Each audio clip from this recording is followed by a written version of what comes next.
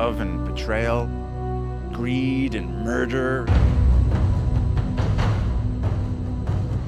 It's set in this interesting world of contrasting ideologies and what's right and wrong, and has a great philosophy about it.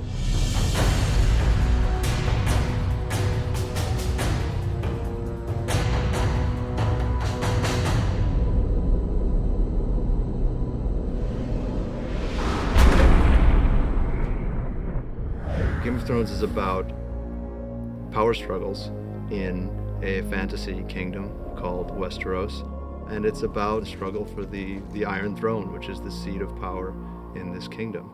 There's a war coming, Ned. I don't know when, I don't know who we'll be fighting, but it's coming. At the core of it, there's a conflict for power between two great houses initially, House Stark and House Lannister. The other major houses are all contenders as well. It's a suitably complicated political situation. The old truth that power corrupts, I think, is very valid. And it shows in this series. You see characters that come into power and how they change. In a way, it's about how people forget to see the bigger picture.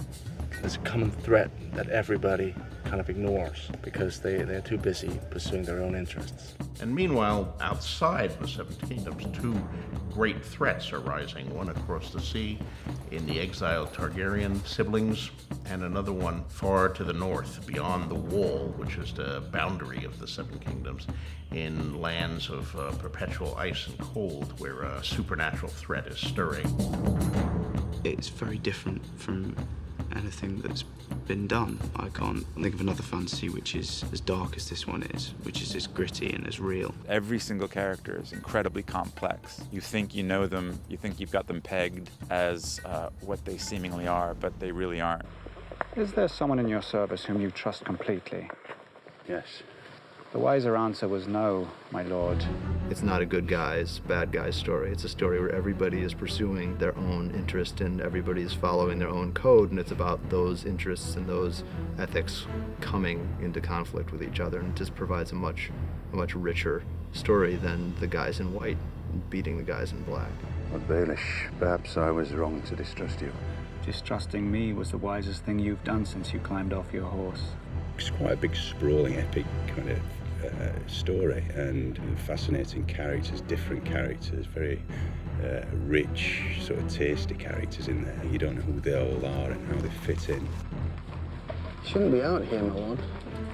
There's no telling who has eyes where. Let them look. So I've found it's very dense and it's very multi-layered. I think that's what I found quite intriguing and quite fascinating about this thing. Ned Stark is the center of the series. He's very realistic, quite a pragmatic character. This is fine work. It's not for sale. His lordship wants the helmet. I made it for me. Forgive him, my lord. There's nothing to forgive. He's principled, he has values, and above all, he's very loyal, you know, and that's something that he demonstrates on many occasions. You helped me win the Iron Throne, now help me keep the thing. We were meant to rule together.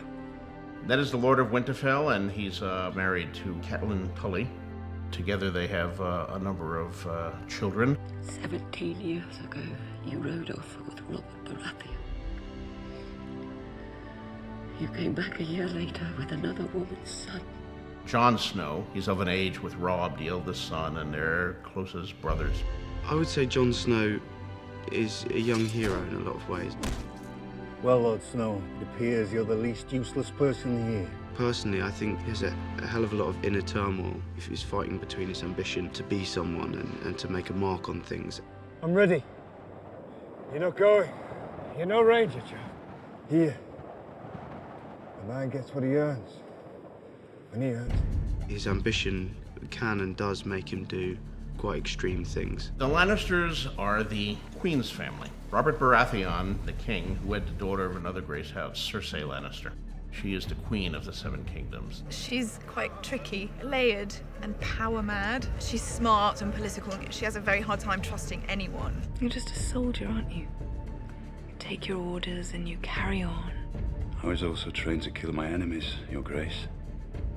As was I. There's a definite sense with Cersei that if it will further her game of power. She'll get rid of anybody. It doesn't really matter. Jaime, her twin brother, is one of the members of the King's Guard. It would be good to have you on the field. The competition has become a bit stale. I don't fight in tournaments, because when I fight a man for real, I don't want him to know what I can do. He is a soldier, and he doesn't care about the politics. He knows the game, and he does not want to be directly involved in it. Cersei and Jaime also have another brother, Tyrion Lannister. Tyrion Lannister, because of his size, has had a very complicated upbringing in relation to his father and his sister. He's very well read. He has 0 powers with physical defenses, so he has to defend himself with his wit and charm. Why'd you read so much? Look at me and tell me what you see. Is this a trick? What you see is a dwarf. My brother has his sword, and I have my mind. And a mind needs books like a sword needs a whetstone. There's a set of characters that you also encounter who are across the Narrow Sea on an entirely different continent. May I present my honored guests? Viserys of House Targaryen, the rightful king of the Andals, and his sister, Daenerys of House Targaryen. He's a man on a mission. He's fairly obsessive about one thing, which is regaining his crown. When they write the history of my reign, sweet sister, they will say it began today.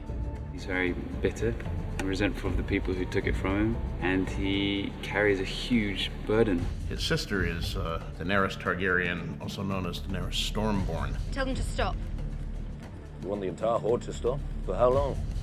Until I command them otherwise. She goes on such a journey. She gets put up with a lot of obstacles coming her way, and every time she overcomes them, she succeeds, and she kind of just gets stronger and stronger as she goes on. She's an incredible, incredible, wicked person.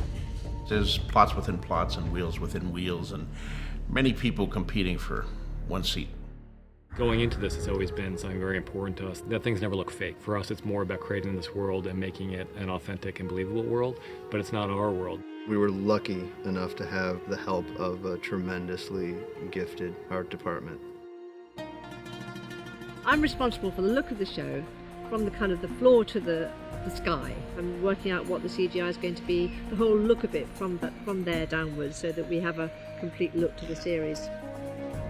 You've got to create a world from scratch that feels like you're in a different time and different place. So it's creating different environments that work, that feel real but don't feel like, either contemporary or known periods. That's the main thing.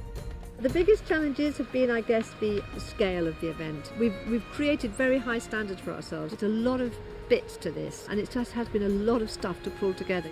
Gemma Jackson really ranged far and wide to find the artistic resources and the stylistic resources to give us a world we haven't seen before.